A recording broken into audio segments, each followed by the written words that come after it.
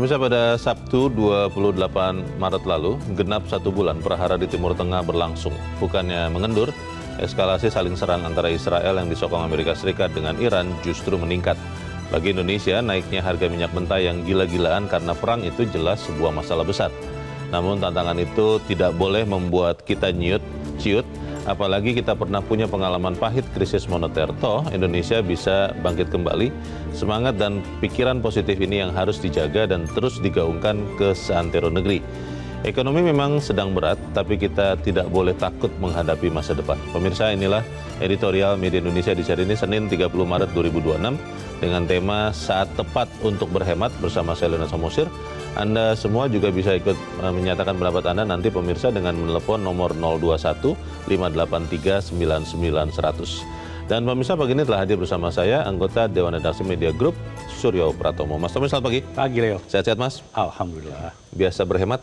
Iya, sudah waktunya. Sudah waktunya. Iya. Kita bicara soal ancaman krisis Timur Tengah ini, Mas Tommy. Tapi sebetulnya kalau saya berpikir, Mas, berhemat itu kan seharusnya sesuatu yang dilakukan setiap saat. Apa yang mau disampaikan oleh editorial Media Indonesia? Ya, betul, Leo. Jadi memang sekarang ini berhemat itu harus menjadi kebiasaan, harus menjadi habit dari semua orang.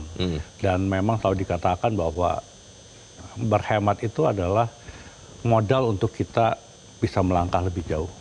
Dan pepatah kita sekali lagi selalu mengatakan bahwa hemat pangkal kaya. Iya, betul. Jadi memang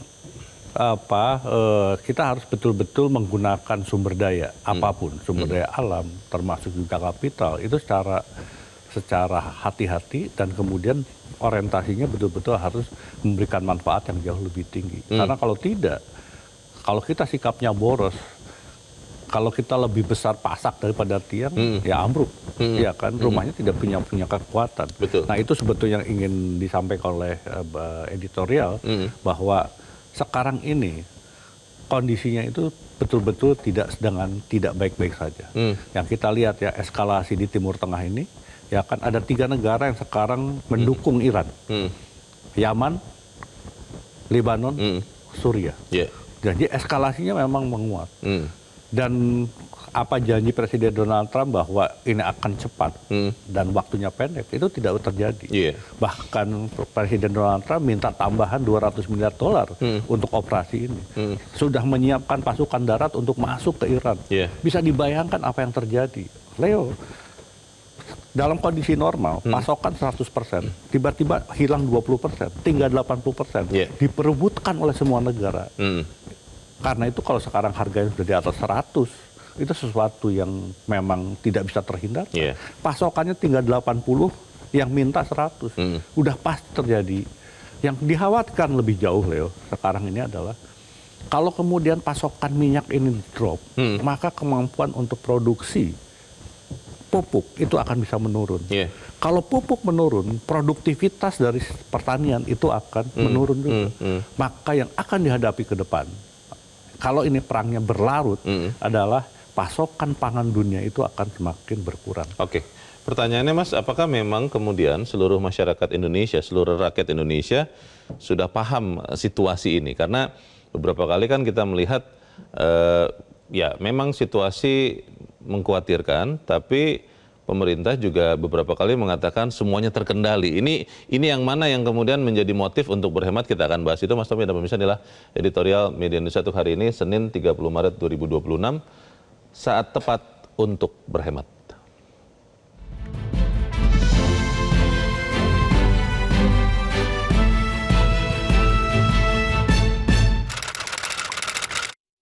Saat tepat untuk berhemat.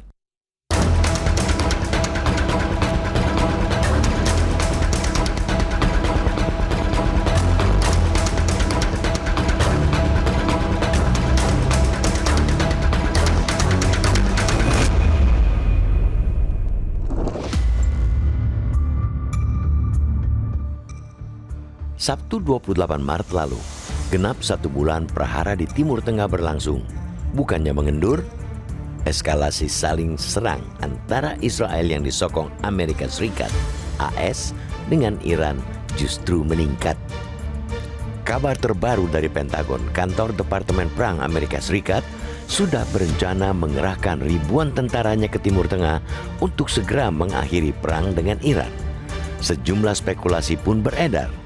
Kehadiran ribuan pasukan tersebut untuk menciutkan nyali negeri para mullah tersebut. Atau sebaliknya, bekas kekaisaran Persia itu akan meladeni gertakan Paman Sam. Kengerian perang terbuka di darat pun kian mencuat karena belum ada dalam sejarah Iran untuk mundur selangkah dalam urusan perang. Kengerian itu bukan hanya milik negara-negara Teluk yang merupakan tetangga dekat Iran, melainkan juga menjadi ketakutan global. Semua negara di dunia mengkhawatirkannya, apalagi jika perang sampai berlanjut ke level perang dunia, dan Iran sejak lama sudah siap untuk itu, mengingat kekuatan militernya teratas di Timur Tengah. Tekanan ekonomi global sudah sangat terasa sepanjang Maret ini. Nilai tukar mata uang seluruh dunia langsung anjlok terhadap dolar Amerika Serikat. Harga emas langsung membumbung, karena semua orang mencari investasi yang paling aman. Terakhir, harga minyak dunia naik tak terkendali, sudah di atas 110 US dollar per barel. Bagi Indonesia, harga minyak mentah yang gila-gilaan itu jelas sebuah masalah besar. APBN 2026 dirancang dengan asumsi harga minyak di kisaran 70 US dollar Amerika Serikat per barel. Anggaran yang disiapkan untuk subsidi agar BBM bisa terjangkau masyarakat sebesar 25,1 triliun rupiah sepanjang 2026. Namun dengan harga minyak yang sudah di atas 100 dolar US per barel, tentu dibutuhkan anggaran yang lebih besar lagi untuk menyubsidi harga minyak. Dalam hitungan kasar, bisa di atas 100 triliun rupiah dibutuhkan tambahan uang APBN untuk menyubsidi harga BBM. Pertanyaannya, dari mana uang untuk membiayai itu semua? APBN yang masih penuh tantangan sejak awal tahun masih dibebani pula dengan harga minyak yang gila-gilaan. Terbaru, Organization for Economic Cooperation and Development (OECD) langsung memangkas proyeksi pertumbuhan ekonomi global ke level 2,9% pada 2026 sebelum merangkak naik sedikit ke 3,0% pada 2027. Untuk Indonesia, OECD memperkirakan pertumbuhan ekonomi melambat ke 4,8% pada 2026 dan sedikit naik ke 5% pada 2027. Proyeksi pertumbuhan pada 2026 itu jauh di bawah target APBN 2026 yang dipatok 5,4%. Penurunan proyeksi pertumbuhan global itu utamanya dipicu oleh lonjakan harga energi dan dampak konflik geopolitik di Timur Tengah. Kenaikan harga energi dinilai akan meningkatkan biaya produksi dan menekan permintaan.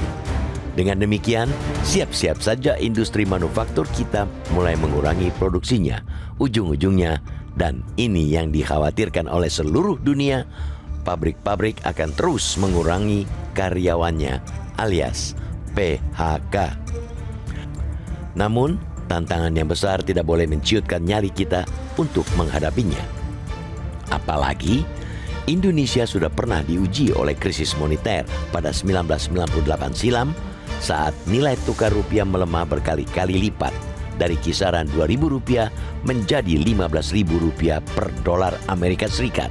Meski waktu pemulihan terbilang berjalan relatif lama, namun faktanya Indonesia bisa bangkit kembali mulai 2001. Semangat dan pemikiran positif ini yang harus dijaga dan terus digaungkan ke seantero negeri. Ekonomi memang lagi berat, tapi kita tidak boleh takut menghadapi masa depan. Mumpung habis Lebaran dan hari ini adalah hari pertama normalnya kembali aktivitas masyarakat usai libur panjang, saatnya kita berjibaku mulai berhemat, bergotong royong, dan saling membantu demi menghadapi tantangan di depan mata. Kita juga harus mendukung upaya Presiden Prabowo dalam tekad penegakan hukum agar tak ada lagi pengeruk uang APBN di tengah perjuangan rakyat melewati beratnya tekanan ekonomi. Kita yakin bisa melalui tantangan besar dengan spirit gotong royong.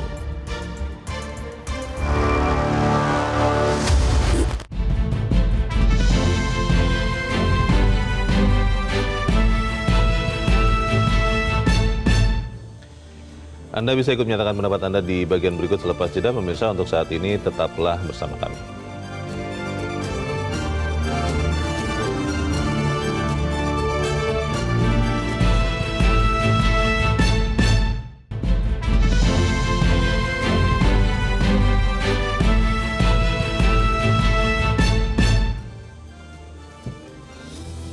Terima kasih Anda masih bersama kami, dan sekarang kita akan mendengarkan pemirsa kita, Mas Tommy. Dan kali ini ada pemirsa dari Makassar, Sulawesi Selatan, ada Ibu Lia. Ibu Lia, selamat pagi. Assalamualaikum. Waalaikumsalam, Bu Lia. Bagaimana Bu, pendapat Ibu? Silakan Bu. Ya, pertama karena masih dalam suasana Lebaran Pak ya, jadi saya mengucapkan mohon maaf lahir dan batin. Mudah-mudahan Metro makin maju dan makin eksis ya. Ya. Yang pertama ini Pak adalah bahwa saya ini kan cuma masyarakat biasa Pak ya, tidak terlalu paham ekonomi, itu ekonomi. Ya, saya cuma melihat kondisi di lapangan ya, yang sempat saya amati. Yang pertama itu adalah tentang para pejabat kita ini yang membuat program itu. Jadi kita soalnya anjuran hemat itu bukan untuk masyarakat ya. Kalau masyarakat kita ini biar tidak disuruh hemat, sudah hemat dari dulu Pak ya. Ini para petinggi-petinggi kita ini yang sebenarnya yang kena ini. Bikin program yang selalu terburu-buru. Tidak dikaji secara mantap. Dan disesuaikan dengan kondisi sekarang ya, yang dalam keadaan situasi yang kurang aman. Ya, mereka itu selalu terburu-buru. Ya. Tapi ujung-ujungnya selalu masyarakat yang kena sasaran atau jadi korban. Jadi dengan pengalaman ini kita lihat bagaimana sebenarnya para petinggi kita itu mewakili suara rakyat ya. Bagaimana sehingga kita ini coba sekarang ini ya, kita lihat di SPBU itu antrian. Di berita itu antrian di SPBU dan sebagainya. Belum lagi yang lain-lain. Ya. Jadi semuanya harus berhemat, bukan hanya untuk rakyat tapi juga para pejabat. Terima kasih Bu Lia di Makassar, Sulawesi Selatan untuk pendapat Ibu. Selamat pagi. Berhemat itu kalau kata Bu Lia semuanya harus, Mas Tommy. Ini apakah kita sudah melihat gerakan yang sama dari mulai atas sampai bawah? Ini yang belum menjadi habit kita. Karena kita lihat kemarin Lebaran, ya kan. Indonesia sepertinya belum terdampak sama Timur Tengah. Aman-aman saja. Lihat jalannya macet, ya kan semua orang pergi keluar menggunakan kendaraan semua, ya kan. Berapa banyak itu bahan bakar minyak yang terbakar. Nah sekarang setelah selesai pesta besar ini, saatnya bagi kita sekarang mau menata. Dan betul sekali, ini harus dicontohkan dari atas. Apa yang disebut dengan berhemat itu? Mengurangi perjalanan, ya kan. Bahkan kalau pejabat-pejabat seperti negara-negara Eropa, ya kan, di Jepang, bahwa mereka menggunakan kendaraan umum. Itu bagian dari upaya kita untuk mengurangi. Itu nanti kalau di Indonesia nggak dibilang pencitraan, katanya gitu Mas? Ini harus menjadi habit, karena itu tidak bisa hanya sesaat. Ini harus konsisten. Dan ini menjadi momentum bagi kita untuk mengubah perilaku, kebiasaan kita. Terutama untuk Jakarta, ya, Jakarta yang paling mudah. Fasilitas transportasi publiknya semakin baik. Betul. Ini harus yang kemudian dia manfaatkan.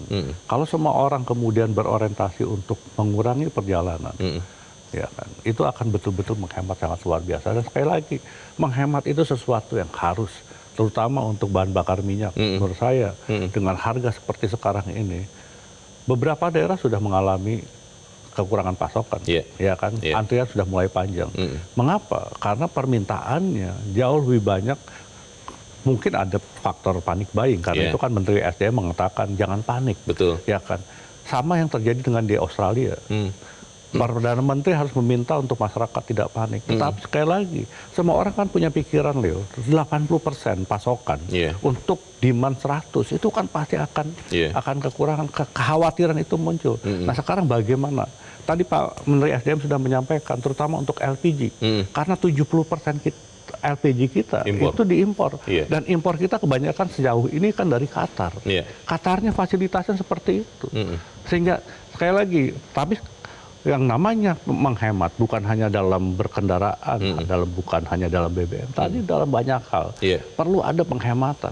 Ini yang menurut saya menjadi sesuatu yang mudah-mudahan jadi momentum dan memang harus dari atas, harus ada contoh, harus ada teladan yang kemudian masyarakat paham. Dan edukasi untuk bagaimana berhemat itu menjadi sesuatu yang sangat penting. Komunikasi dan program yang jelas untuk berhemat ini kita butuhkan dan mungkin kita akan segera lihat. Tapi kita akan bahas itu di bagian berikut, Mas Tommy, dan bisa tetap bersama kami. Editorial Media Indonesia segera kembali.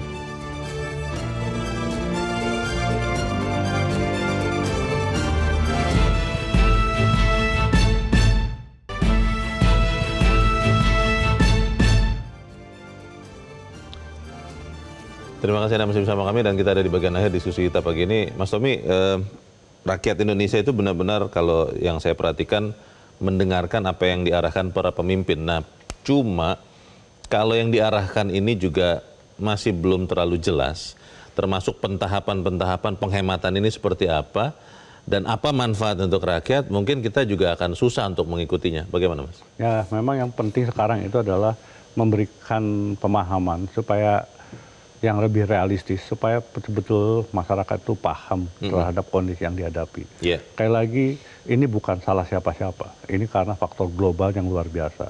Kalau dikatakan bahwa kita pernah mengalami 1998 itu hanya terjadi di Asia Timur. Karena itu kemudian produk kita masih bisa diserap oleh masyarakat di negara-negara lain. Sekarang global, seluruh dunia menghadapi persoalan yang sama. Kita lihat di Amerika, demo seperti itu. Mengapa? Karena di depan mata itu ancaman inflasi sangat luar biasa. Harga BBM di Amerika yang katanya Presiden Donald Trump sudah melepas cadangan 150 juta barrel, ya harganya tetap $8 per galon. Sehingga kemudian betul-betul kehidupan masyarakat Amerika yang sekarang selama ini dianggap ekonominya paling kuat, tapi nggak tahan juga.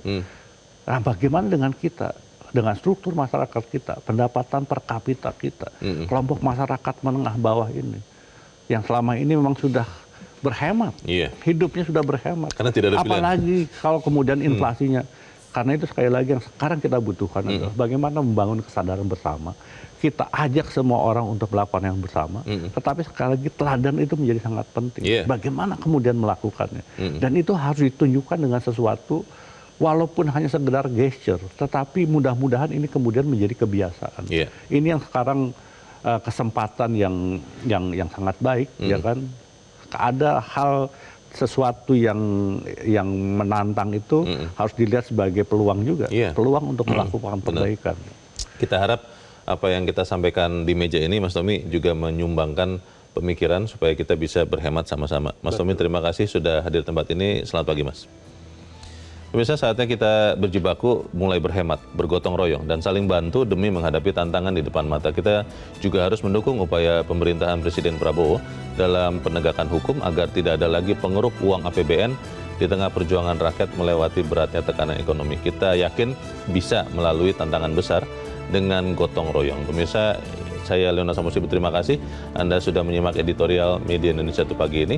Terus jaga kesehatan Anda, terus jaga nurani Anda. Selamat pagi, sampai jumpa.